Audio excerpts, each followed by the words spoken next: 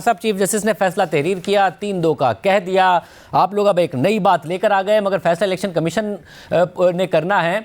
अगर वो कर देगा तो आपको उसकी पासदारी करनी पड़ेगी, या आप इस बात में रहेंगे कि नहीं जी ये तो मुस्तरद हो गई, 4-3 का फैसला था, और क्योंकि तहरीक इंसाफ कह रही है कि फिर कंटेम्प्ट का मामला लगेगा आप लोगों पर भी, और अगर इलेक्शन कमीशन करेगा तो उस पर भी।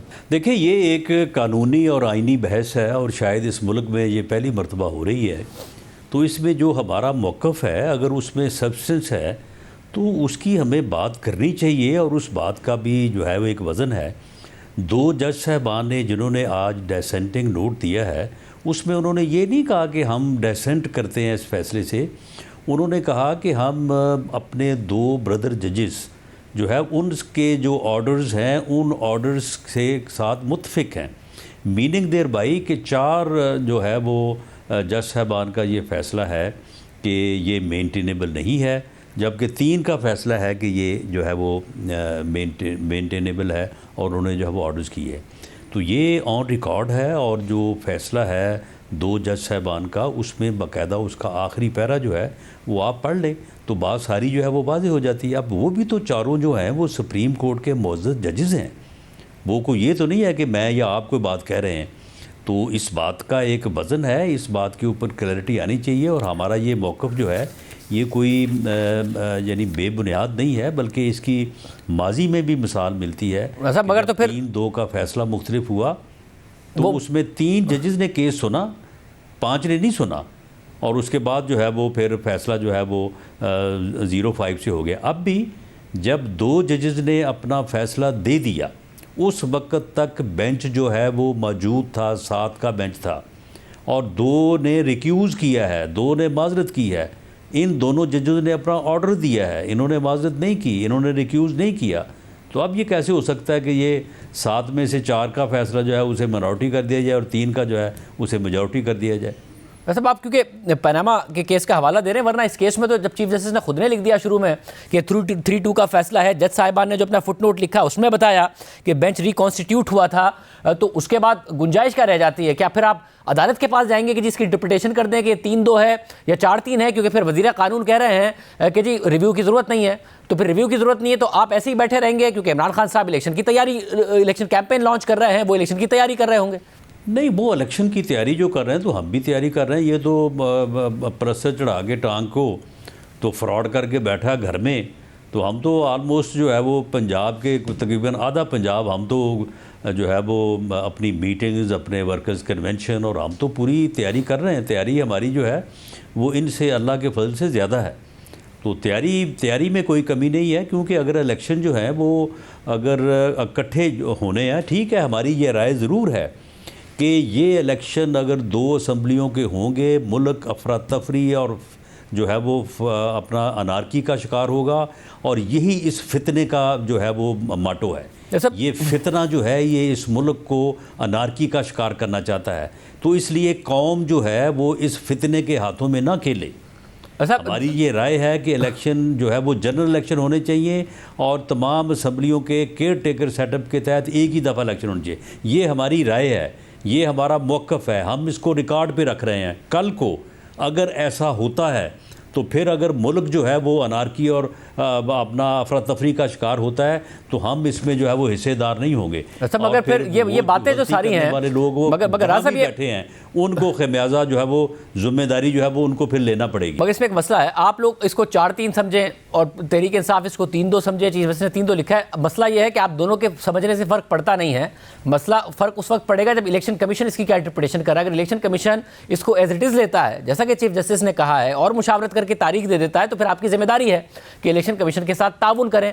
तो आप वो ताउन करेंगे या फिर आप अदालत जाएंगे कि नहीं जी इलेक्शन कमीशन ने इसकी गलत इंटरप्रिटेशन कर दी है, हमारी नज़र में तो ये 4-3 था। देखिए, हम इस नुक्ते को अदालत में ले जा सकते हैं, क्योंकि ये हमारी बात जो है ये बुनियादी तौर पे देखें, 2 जज साहबान लिखते कि जी 3 ने ये मेजॉरिटी फ़ैसला दिया है, हम 2 जो है वो इससे इख्तलाफ करते हैं। उन्होंने जो लिखा है आपने यकीनन पढ़ा होगा, वो आखिरी पैरा तो आप पढ़ें। वो ये कहते हैं कि हम अपने 2 ब्रदर जजेस के फ़ैसले के साथ इत्तफाक करते हैं। तो ये फिर 2 + 2 4 कैसे ना हुआ? फुटनोट में वो ये भी कहते हैं कि बाद में रिकॉन्स्टिट्यूट हो गया था बेंच। रिकॉन्स्टिट्यूट जो है वो अपना अगर एक दफ़ा बेंच कॉन्स्टिट्यूट हो जाए तो शाहजेब उसमें से कोई जज रिक्यूज़ तो कर सकता है, लेकिन वो बेंच जो है वो रिकॉन्स्टिट्यूट नहीं हो सकता। वो किसी जज को बेंच का हिस्सा बनाने के बाद उसे नहीं उठाया जा सकता। अगर ये सारा हो सकता है तो फिर अदलिया की आज़ादी कहाँ से आ गई? फिर तो बिल्कुल ही फिर मामला जो है वो फारग हो गया।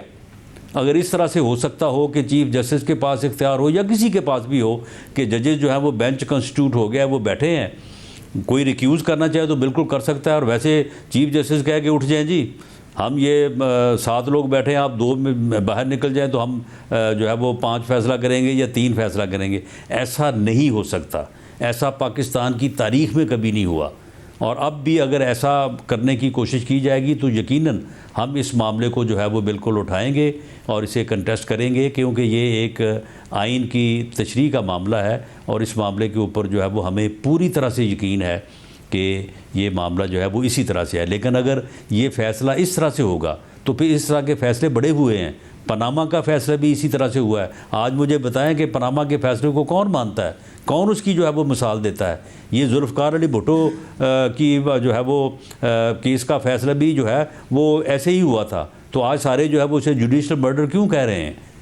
तो इसलिए ये मगर राज साहब, चले इस फैसले से कतई नज़र, अगर कल को इलेक्शन कमीशन तारीख दे दे तो फिर तो आप पाबंद है ना उसके साथ ताउन करने के, कि आप ये थोड़ी अदालत में जाके कह सकते हैं कि इलेक्शन कमीशन ने गलत तारीख दे दी है, क्योंकि 90 दिन में इलेक्शन होने, ये तो आइन इस मामले में तो क्लियर है। अदालत ने तो आज के फैसले में उल्टा गुंजाइश निकाल दी है कि थोड़ा बहुत इधर उधर हो सकता है मामला, हालांकि वरना तो सबकी राय बड़ी क्लियर थी कि 90 दिन में इंतखाबात होने। शाहजेब, हम अपना मौक़िफ़, अपना आइनी जो है वो मौक़िफ़, अपना जो है वो केस, उसको हर कीमत पे जो है वो परसू करेंगे, पूरी जो है वो ताकत से परसू करेंगे।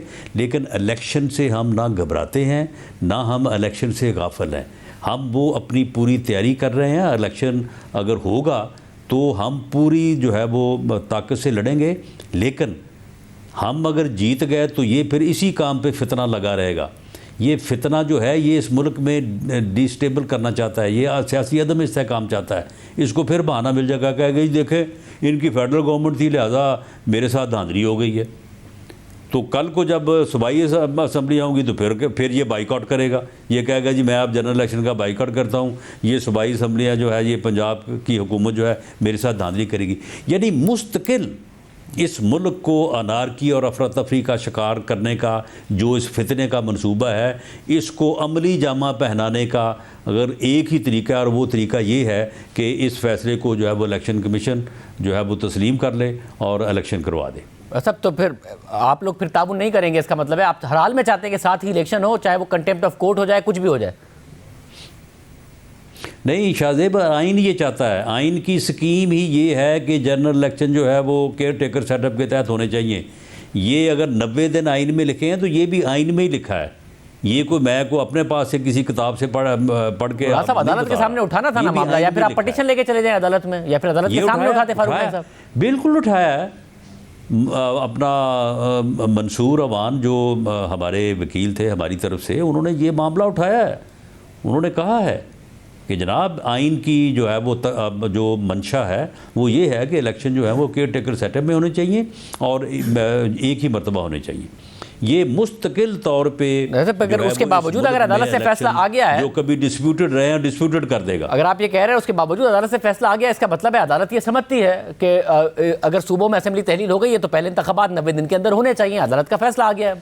जी बिल्कुल शाहजेब, 3 इंतहाई मोहतरम मोअज़्ज़ज़ जजेस जो है वो यही समझते हैं, और 4 इंतहाई मोहतरम और मोअज़्ज़ज़ जजेस जो है वो वैसे समझते हैं जिस तरह से मैं बात कर रहा हूँ। तो फिर ये डिस्प्यूट हल कैसे होगा? आप रिव्यू में जा नहीं रहे, क्या होगा? ये मुल्क ऐसे लटका रहेगा, अनसर्टेनिटी का शिकार रहेगा, और कैंपेन हो रही होगी और दूसरे पर तनकीद हो रही होगी, क्या हो रहा होगा? नहीं शाहजेब, मेरी बात एक नोट कर लें, जब तक इस फितने को वोट की ताकत से अवाम माइनस नहीं ना करेंगे, ये मुल्क जो है ना ये किसी तरफ नहीं लगेगा। तो वोट तो आवाम जब देंगे ना जब इलेक्शन होगा। आप तो इलेक्शन ले डूबेगा। तो वोट जब देंगे आवाम जब इलेक्शन होगा। नहीं, आवाम ने इसका कल एक चेहरा देखा है ना। ये कल किस तरह से अदालतों के ऊपर हमलावर हुआ है, किस तरह से इसने जो है वो जुडिशल कम्प्लेक्स के ऊपर जो है वो हमला किया है।